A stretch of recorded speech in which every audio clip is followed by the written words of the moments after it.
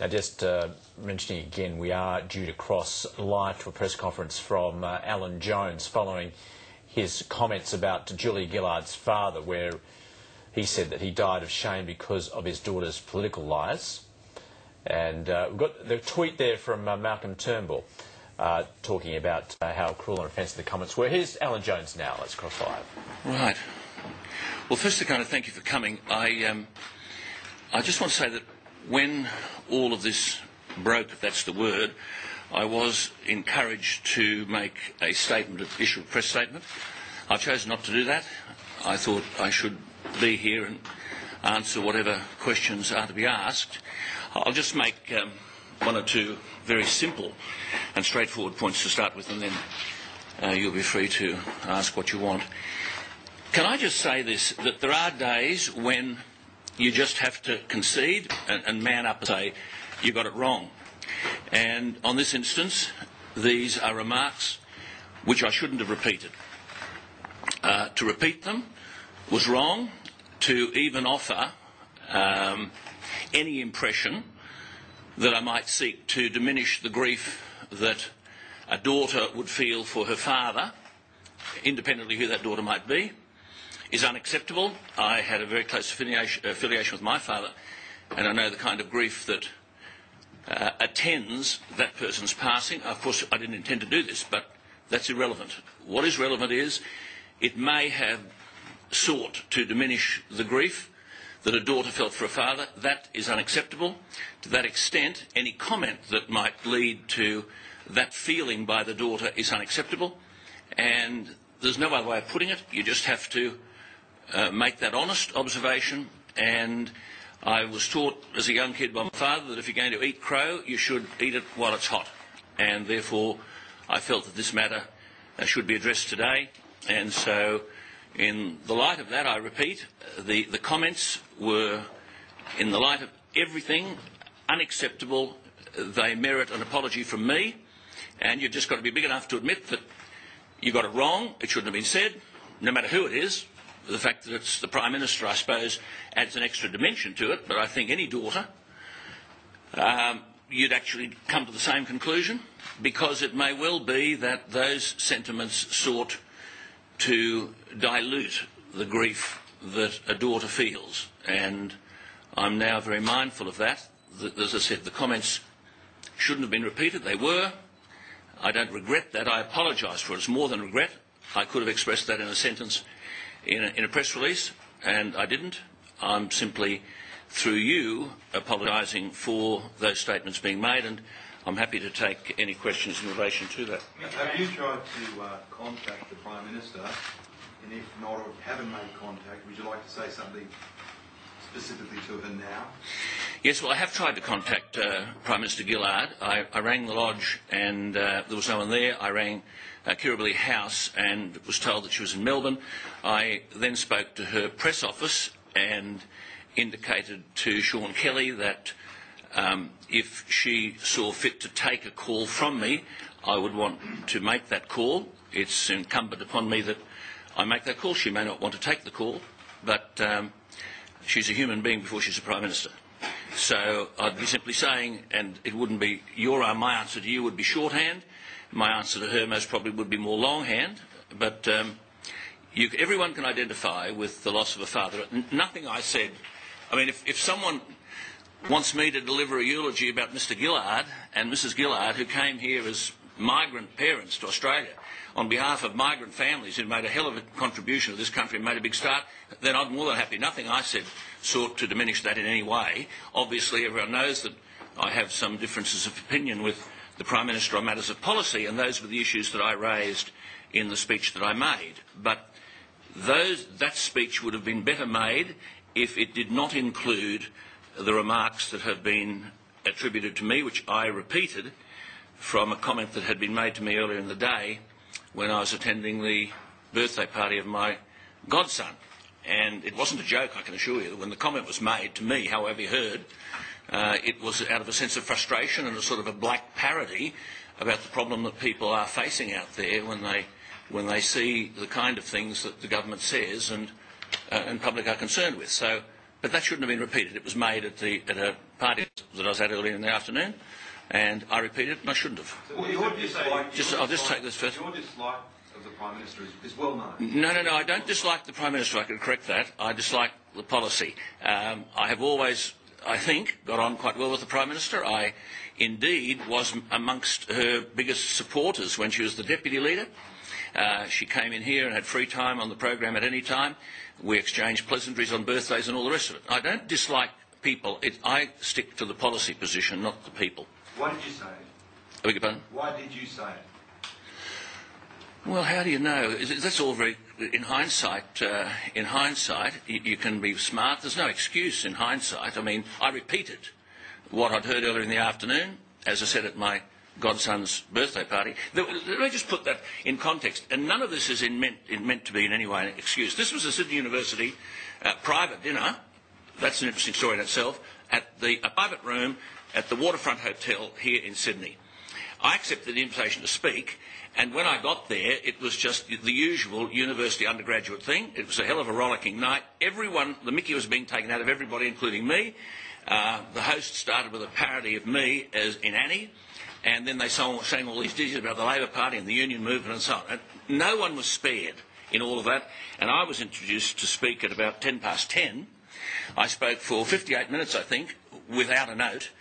At all times during this, at the beginning of the show and during it, it was indicated there were Chatham House rules, and it was also indicated that if there was any journalist present, could they say so, or words to that effect. No one conceded to any of that. And so I took a theme which had been fairly current during the course of the evening and repeated the story. Now, I shouldn't have repeated the story. That's what I'm here to say. I'm old enough and smart enough to know that shouldn't have happened. And to that extent, there is no excuse. I have to cop the blame, and I have to wear it, and I have to wear it not hiding behind a piece of paper, but coming to face questions such as you're likely to ask today. So that shouldn't have been repeated, but it was. On the other hand, though it's not relevant in any way or diminishing in any way the apology, no one at this meeting knew that there was a person in there recording the speech. There was no permission gained to record the speech. There was no request made of the Young Liberals to do any of that, or of me.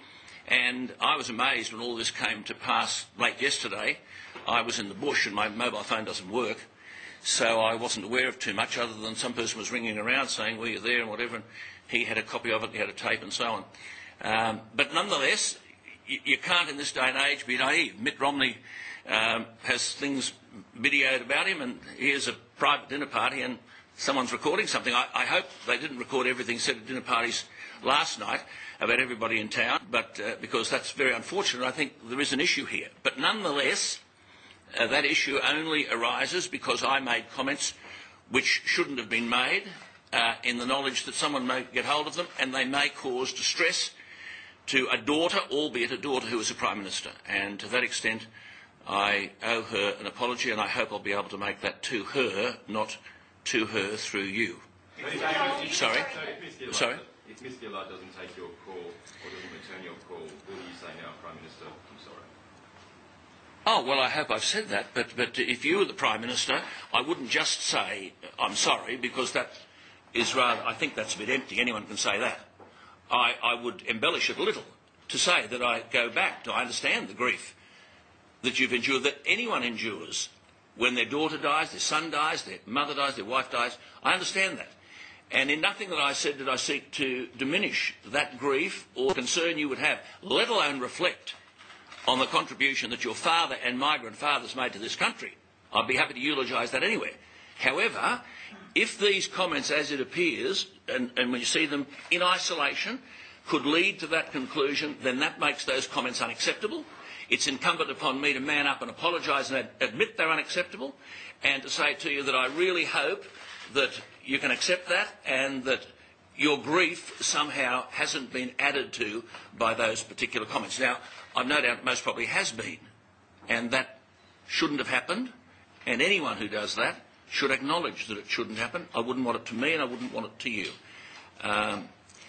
If I could just say, though, and again, none of this is designed to dilute what I am saying, but we do face one or two quite serious issues in all of this, I think. because it was only last week that my attention was drawn to a Twitter about me, which said something to the extent that smile up pretties or something, don't worry, the average age at which a man dies in Australia is 79, not long to go, he won't be here for long, so be happy and be smiling, and away you go. Today there are any number of Twitters saying, well, we hope the cancer comes back and I hope it kills you. I'm sorry that you recovered from prostate cancer, you'd be better off dead, and so on. Now, this is the sort of stuff.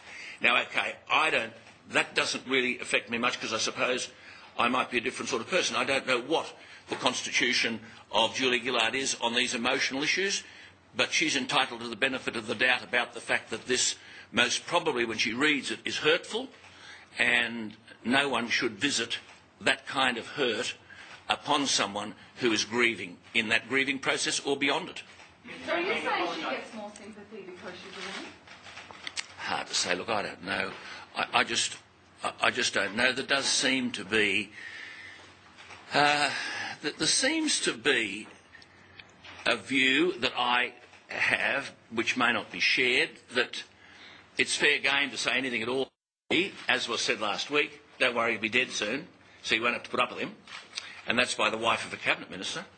And it's public, it's twittered, so everyone emailed me about this.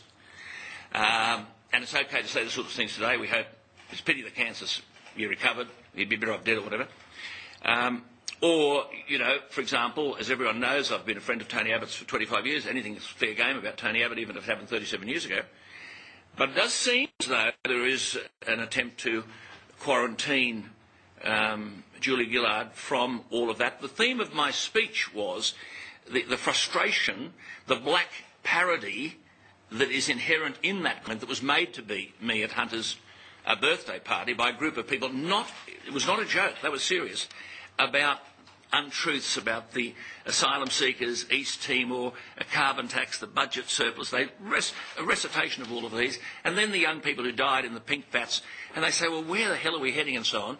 And when people feel a sense of frustration and they don't feel as they've got anywhere else to turn, they then, I suppose, adopt this kind of black parody, which I, foolishly, with my experience, shouldn't have repeated. But I don't know, other people could judge that, but I think there is a perception out there that Julia is off limits on some of these issues, but it's fair game to say the sorts of things that were said about me and others last week. Now, I don't ever complain about that, I think you'd agree. I mean, all sorts of things are said, you're up here, you've got to cop it, and I haven't complained about that. I didn't ask anyone to defend me last week, I didn't make any comment about it. I thought it was a bit odd, but you just get on with it. But it seems that this was a throwaway thing in a private function, which it was. I thought it was a private function. And it was called a private function. If it was a public function, then I suppose someone should have said, well, are you prepared to have your speech taped and whatever? I think the impression given is that I stood up with a prepared text and delivered some Churchillian statement about government in Australia. I mean, I spoke without notes for 58 minutes. I have no idea the material that I covered. I just say it as I see it. It was a fairly raucous and rumbustious night, and everyone was into it. But that's an explanation, not an excuse. Those comments shouldn't have been made. Given your political thoughts that you were just telling us, are you concerned that the backlash from what you've said may actually harm Tony Abbott now? Well, I'm not worried about that. Look, that's not my issue. I mean, as everyone would have heard from the interview I did with Barry O'Farrell on Friday, I just take the issues as they are. I've always tried to keep the personalities out of it, and I think there are very significant issues facing this country about which the people who write to me are very frustrated, and that leads to that kind of black humour. It doesn't condone it, but it leads to it. There is a deep-seated anger out there, and it's not just about there's no carbon tax under the government I lead. It's not just about that. I mean, when I questioned the Prime Minister at the last election about her previous membership of the Socialist Forum, she was very evasive and she avoided what were known facts about all of that. The AWU is another issue which she won't address in the Parliament. And people wondering what's happening. Then, of course, you've got the pink bats where 4 people died. And I don't know whether anyone's apologised to those parents, but one of the mothers writes to me. And they're just absolutely distraught. And so there's that sense of despair about where we are heading, and now we've got this problem about the budget surplus, and that's dishonest, and business people are writing to me and saying, what the hell's going to happen, and so on. That doesn't condone the kind of reference that I made about a daughter in a grieving process, but it does highlight, I think, a certain background. Whether it's a backlash against Tony Abbott or not's irrelevant. The public themselves will make judgments about all of those things. You don't often have to front something like this to say sorry. Is this one of your, over your long career, is this, what you'd say, one of your biggest stuff? Well, it wouldn't matter how many times you had to do it. If it should be done, it must be done. That's why I didn't issue a press release. I find all those things quite anonymous. A press release and impersonal. Anyone can say anything on a piece of paper, and they'd say, "Oh, he's just saying that anyway." You know, people who know me know that I don't operate that way. People who know me well, my staff know me. I don't carry on like that. So if I have to front, as I got here as soon as I could, I wasn't aware of this until late last night. I got here as soon as I could, and you've got to front and say sorry. Nothing wrong with that. If you owe an apology, you've got to deliver it. Simple as that. What it might do for advertisers or sponsorship? No, pardon? To advertisers or sponsorship? No. That's someone else's concern. Sorry. So why did you auction off the signed jacket made out of a chaff bag? No, I didn't. I didn't see. That was part. I should have bought. This is the point. This is why the night. It's a good question, nonetheless. This was the madness of the night. It's ages since I've addressed an undergraduate thing. I must say they're pretty clever, and they'd written all these songs. One of them was about the chaff bag thing. Now, if I might explain the chaff bag, when I said, "Oh, I'll put Julia in a chaff bag and take her out." My old man, in the bush, see, many of these people have lived amongst bitumen for too long. When Dad got something in the bush that was no longer, the product was, he'd say, "Look, put it in a chaff bag and chuck it away. It's damaged goods, hoist it away." So I used the chaff bag analogy, all of which was misrepresented because I didn't say throw her out into the ocean. I said put her out there and let her swim home. I mean, I wasn't suggesting we go and kill off Julia Gillard. It was a joke. You know, people don't understand. They've never lived that kind of life. We live with chaff bags. Now, what these undergraduates had done was to make a jacket out of chaff bags. I don't know how you do that. And they auctioned it off. It was their auction. So I just thought these poor beleaguered people might need a few bob. So I bid for it. I don't have the thing. I said you can keep the jacket, but it was a matter of giving them a few bob, and I did at the end. That's how the chaff bag thing. I mean, I think Alexander's Downer's fishnet stockings were auctioned. I mean, you know what undergraduates are like. It was a hoot of a night. None of us were spared. I wasn't spared. Copped it, and you know they gave it to me. Gave it to me over Annie, I can tell you. And he wrote the MC wrote all these lyrics, and it was in that context that when I got up to speak, I sort of followed it all on, stupidly. Made that comment, and here we are. Sorry about the comment, or are you sorry that will make public? Oh, no, not about make public. No, let's be honest about this. A person like me shouldn't have made that comment anywhere. And I might add, at the party, this is what's stupid about it, when the comment was made at the party, I just raised my eyebrows and moved on. I rarely give people an opportunity to say, "Oh, Alan Jones said this," or repeat what Alan Jones said, because I'm a fairly upfront sort of bloke. If I've got to say it, I'll say it myself. So I didn't participate in the discussion about that at the party, but 10:10 at night, and I hadn't had anything to drink. I was drinking water. But I stood up and made that, which was a bit of a smart aleck remark, and if I've got to be belted up for it, well, so be it. Have you spoken to Tony Abbott or Beg your pardon? have you spoken to Tony Abbott No. or any of the other leaders about this comment? No. So this is completely off your own back, this Oh, yes. No, I haven't spoken. Well, obviously, not so much of... Well, it is on my own bat. This here is my own bat. I mean, he notified station management and everything what I was doing. I tried to determine from the young Liberals, because I didn't have anything to do with the organisation of this, how this chap got to be in the room. And when he registered, he didn't register as a journalist or a news organisation. I don't think he's a member of the Young Liberals, though he may have at the 11th hour joined, and I believe he's done some of this before, elsewhere. But then I guess a person in my position is naive to imagine there won't be such a person in the room, whether it's private or public. There are only 90-something people there, 94 people there.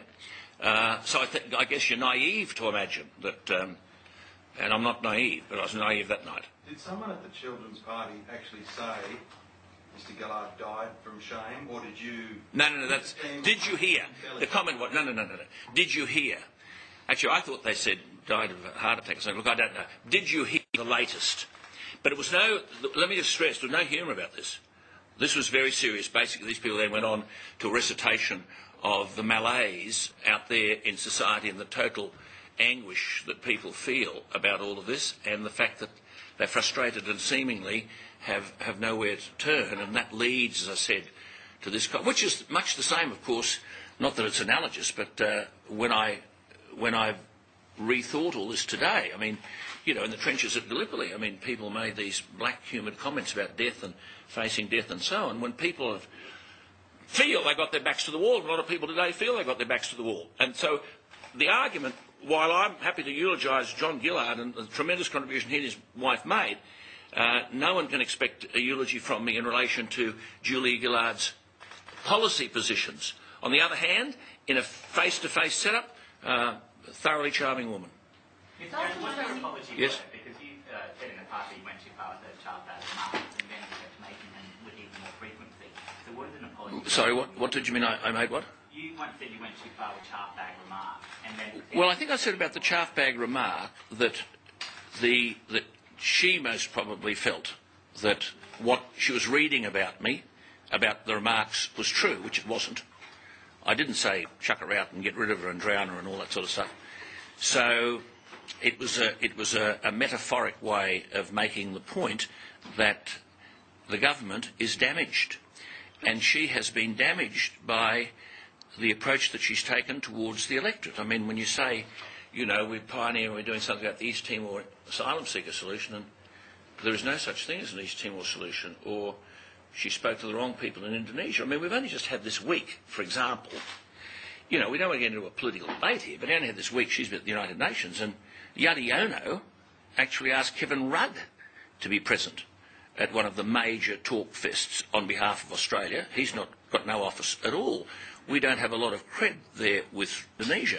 Now, you know, it's not just... When you're looking at what I have said, and for which I'm answering today, one sentence, I'm thinking, God help me, think about what was said about Kevin Rudd, and that was taken at face value when the leadership contest was on.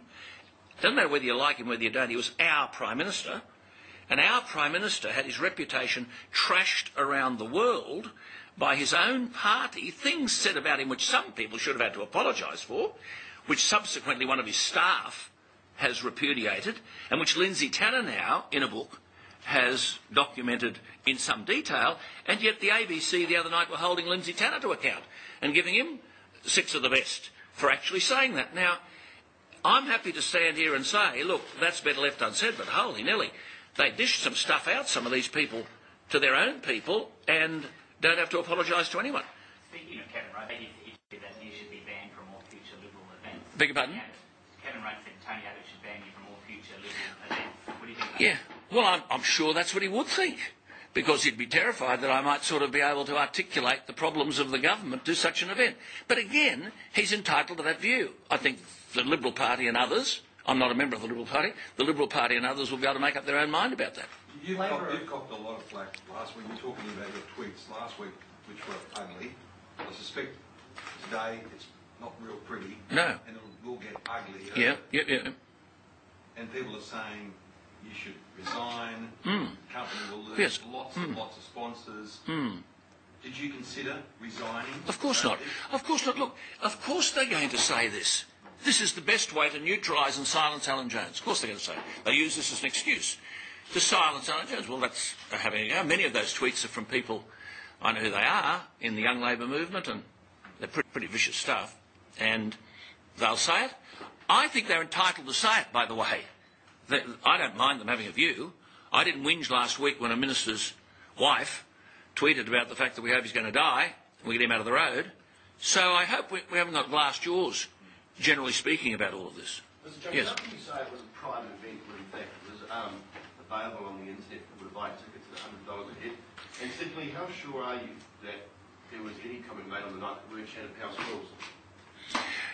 Well, to answer your last question, I can't be certain about anything, to be quite honest with you. I just sat there and I wasn't listening on the basis that I better take down everything here because I'm going to be asked some questions about this in a week, like a sort of a university lecture where I'm going to sit for an exam. So to answer your last question, I can't be certain. all I can say is that when I tried to determine what had happened amongst the young Liberals in the last, several hours, they assured me that the MC made these observations, and I thought that I did as well, though I don't know. But you see, this thing that's been recorded, I don't know whether it's been edited, I don't know whether it's a faithful recording of what I said, I've got no idea. There were, apparently at the table, someone from the Young Liberals has contacted the people who were sitting at that table, and everyone was asking everyone, who are you, where are you, and you're introducing yourself.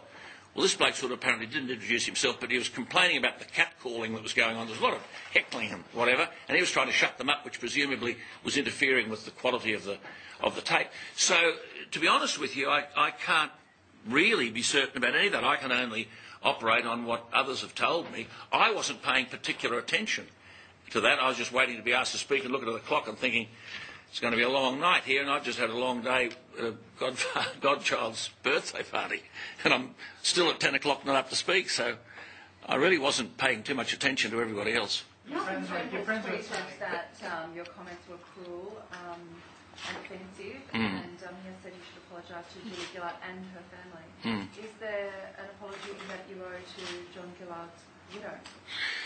Well, I hope I've represented those concerns here. There was no intention in anything I said to reflect on Mrs. Gillard. I've made my point about migrant parents coming out here and bringing their kids, and I don't know Mrs. Gillard, but I'm sure she's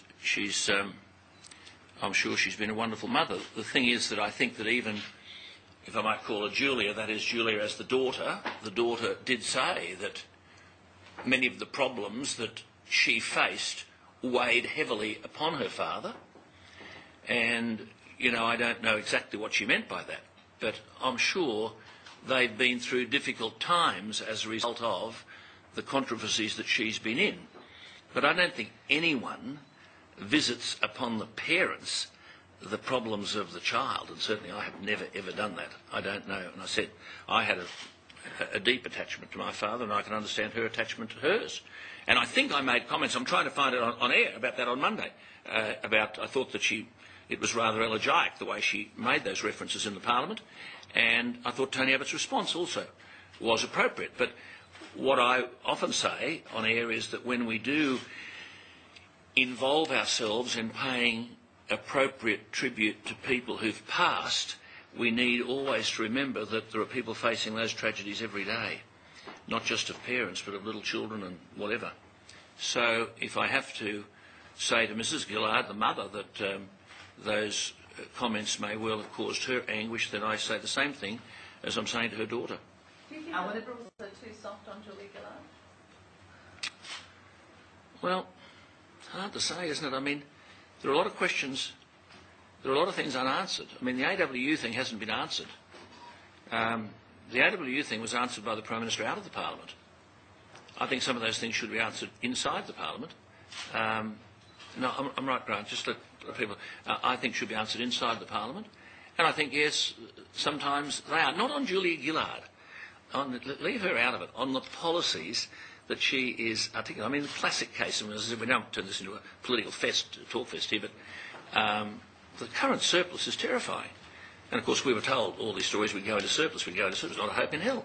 Now, once you start reducing the floor price for the carbon tax and say, well, the compensation will stay the same, hang on, you're going to keep paying the compensation based on $29 a tonne, and the floor price is $8 a tonne. The poor battler out there, the kids that I was at the party last week, and those parents are saying, how much of this debt can we hack? So to that extent, I don't know whether they're soft, but I have to say I don't think they do much homework. So you'll be back on the, I'm not sure when you're working tomorrow, but... I'm not. You'll be back on the front foot come Tuesday? No. Well, where it's necessary. I mean, I don't get onto the front foot for the sake of getting on the front foot. But you would have seen, I mean, all week there are problems about the industrial relations structure. There's that awful problem with Grocon in Melbourne. There are problems about the surplus. There's still got asylum seekers coming wherever you are. She said at the election campaign she'd stop all that. All of these things weigh heavily upon the public who think, when are we going to get any relief from this? And they express that to me. And I then merely articulate that. I have never made any personal judgments about Julia Gillard, as I said on all the occasions that I've spoken with her, and I have to say, prior to her becoming the leader, we used to talk quite frequently. You did say women are ruining the joint. No, I didn't say that at all. I said when, and I explained that. It's interesting, isn't it, that the explanation that I offered received no media coverage whatever. The argument was I was opposed to women in public life. These were the tendentious statements that were made, that I was opposed to women.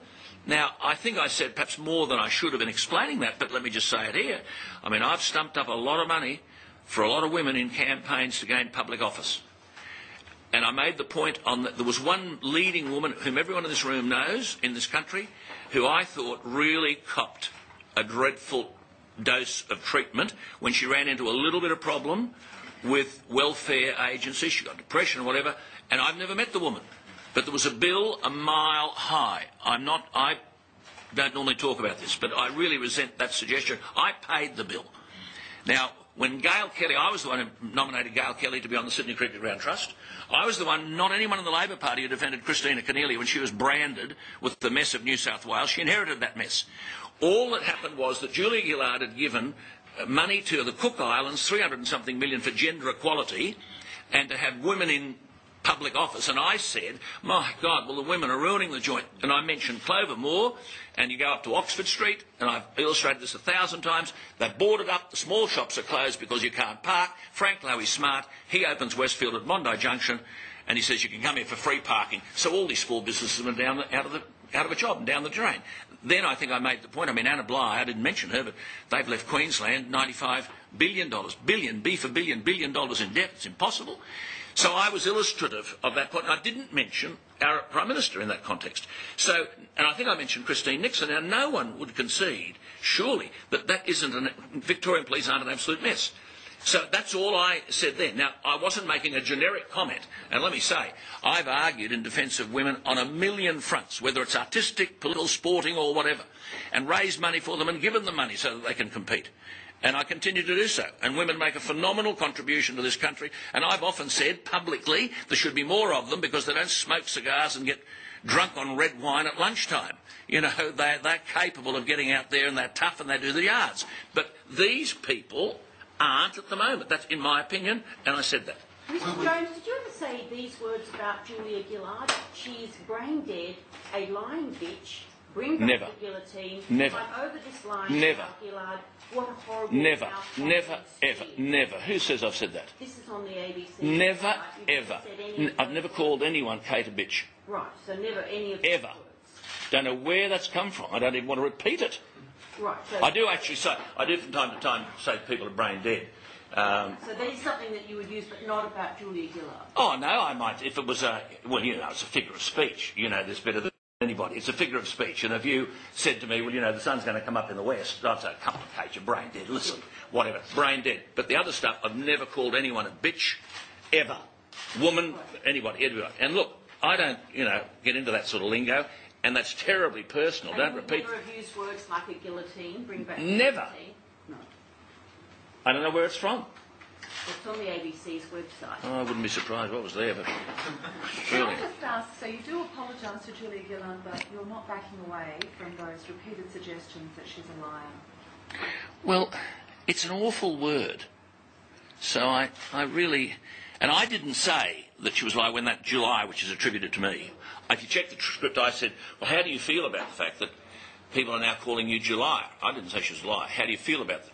But look, when you say that we're going to deal with the asylum seekers and knock it off and it doesn't happen, when you say we've got an East Timor solution and it doesn't happen, when you say we've got a Malaysian solution and it doesn't happen, when you say there won't be a carbon tax and it does happen, when you say there's going to be grocery watch and it doesn't happen, when you say there's fuel watch and it doesn't happen, when you say we're going to meet renewable energy targets and the CO2 emissions by 2020 are going to be twice what they are now, when you say over and over and over and over again in the Parliament, and I've documented every date of this, that we have to have a floor price to give stability and certainty to government, and that floor price in 2015 will be $15, over and over and over and over again, and then suddenly the floor price goes, and we're going to follow the European model, and the tax system in Australia is going to be determined by Brussels, and the expenditure continues, but the revenue won't come in.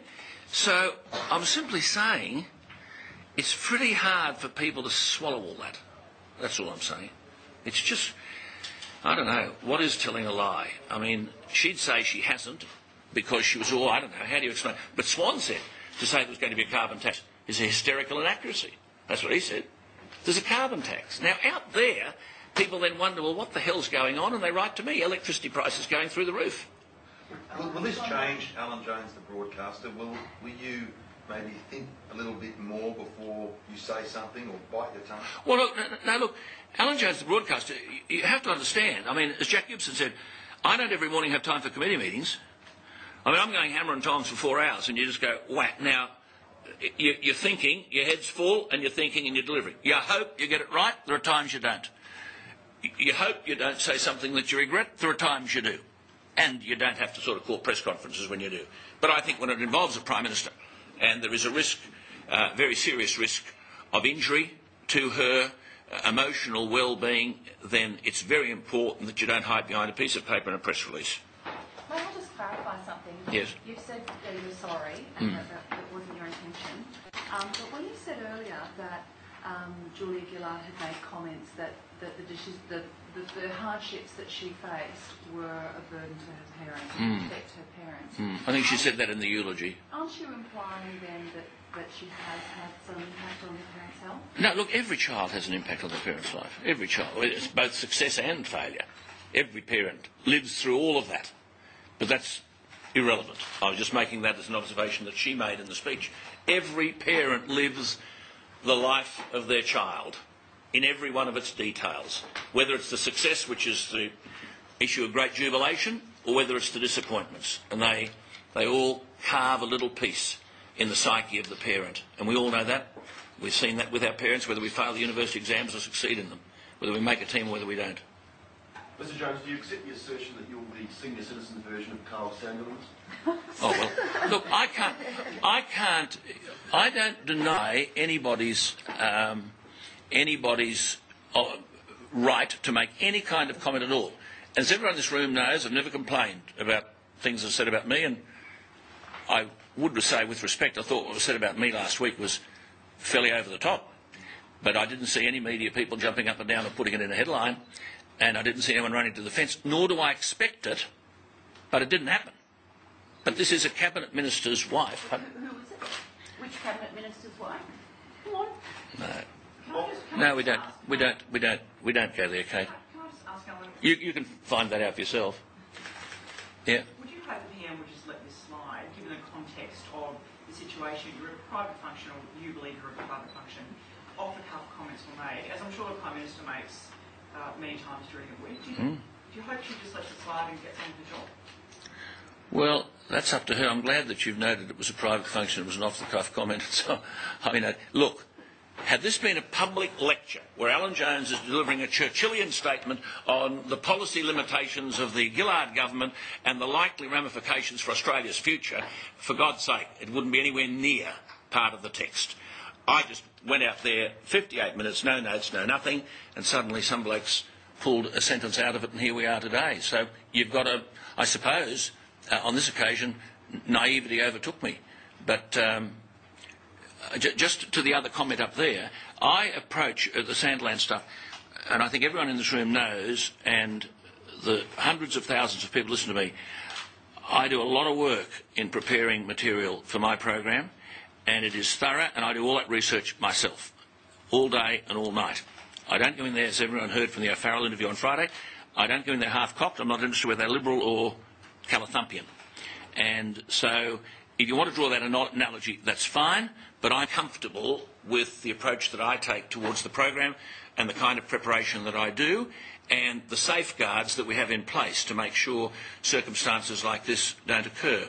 I ignored those safeguards on last Saturday night, and that's why I'm here. On the other hand, I'll just issue a cautionary tale for the Romney experience and the Jones experience, that if all of us have to sit down at a private function and wonder whether the person 3 up from us hasn't got a tape recorder in his pocket, then I think there's something seriously wrong. If this had happened, for example, at a Labor Party function, and some plant was in there, and suddenly what was said became, a matter of public discourse, I think there'd be a fair deal of consternation about the way in which the public got hold of the information. Would you say that it's highly unlikely Kyle Sandlands supports female leadership? I know nothing about Kyle Sandlands. Twice in my life I know nothing about him. All I can say is that there's a range of women out there in positions of leadership who know that I have supported them, not in words, but in other ways. As a very significant national media personality, though, given that you've got more responsibility to filter what it is that you're saying than the average guy. Yeah, quite. That's why we're here. 100% correct. I don't see myself as that, but it's clear that I am, and I do have that responsibility, and I have to discharge it responsibly. And where I don't, and I feel that I don't, and I think all the criticism that's been levelled in this instance is legitimate, and I have to answer it. So, you know, whatever it might be said, over the top, unnecessary, hurtful, but yeah, you've got to eat crow while it's hot. And that's why I've asked people to be here today. I was encouraged because it's a long weekend for me like it is for you, and I'm sorry to drag you away from all of that. But I was miles away from Sydney when all this happened, and it would have been easy to issue a press statement. I chose not to do that. This was a hard thing to do. I mean, have you disappointed yourself? Oh, well, look, I think that, you know, I'm not much good at this sort of introspection stuff, but I think if you're sufficiently critical in all that you do, you most probably live more disappointed than satisfied. I'm never satisfied with the program. I'm never satisfied. I'm that kind of person. When I was coach, I was never really satisfied with the result, even though we'd have thumping victories. I was always finding fault. And so, yes, I'm very disappointed that... not for my sake, that's not matter. I'm genuinely disappointed that Julia Gillard may be somewhere today and feeling more aggrieved than she should be as a result of something that I've said. She knows we have differences of opinion. Those differences of opinion shouldn't extend to impinging upon her emotional well-being. And that's why when you ask me the question, what would I say? Well, there's no point in me ringing her up and saying I'm sorry. I would want to make some observations about that in detail, and I've sought to do that from early this morning, and that's still in train with her office. Mr Jones, how many of the 90 or so people in the room did you know? And if you didn't know all of them, how can you say that it was a private event? Well, look, I didn't organise it. All I'm saying is that the organisers believed it was a private dinner simply because people, as I understand, now you're asking the wrong person here, but people had to register, and I understand that if you didn't meet certain criteria, you weren't accepted to the dinner, so, as I understand it. That's not but true, Mr Jones. Well, if you know, you most probably know more than I do. Look, I never believed that this would come to pass, so I didn't make any inquiries. I was asked to speak, and I thought, well, these young blokes, they're smart, they're bright, get out there and share a few ideas with them, and there we are. You'd have to ask that question of the young Liberals. What would you say to the advertisers today that are queuing up to pull their advertising and their comments that your own reputation is today? Yes, well, the advertisers aren't queuing up to pull their advertising, so that's a matter for the station, and I'm very confident that the station understands quite clearly what my position is on a lot of issues, and that the advertisers equally understand that, and it'll be business as usual. But as I said, that's the reason I've come here today. I think we've most probably been around every track 100 times. Can I just apologise for comments of mine leading you to muck up your weekend? So, but thank you for everything, and go Canterbury. Who is this? That's ABC. Oh, okay. That's broadcaster Alan Jones responding to criticism about his comments on Julia Gillard's father.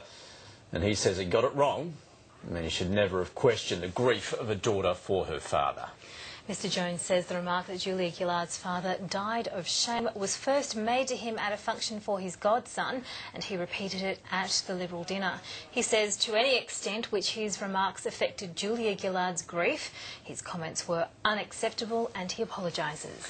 And the broadcaster says he tried to contact Julia Gillard to offer an apology, although he has not yet managed to contact her. He's also expressed surprise that his speech was recorded at that private function.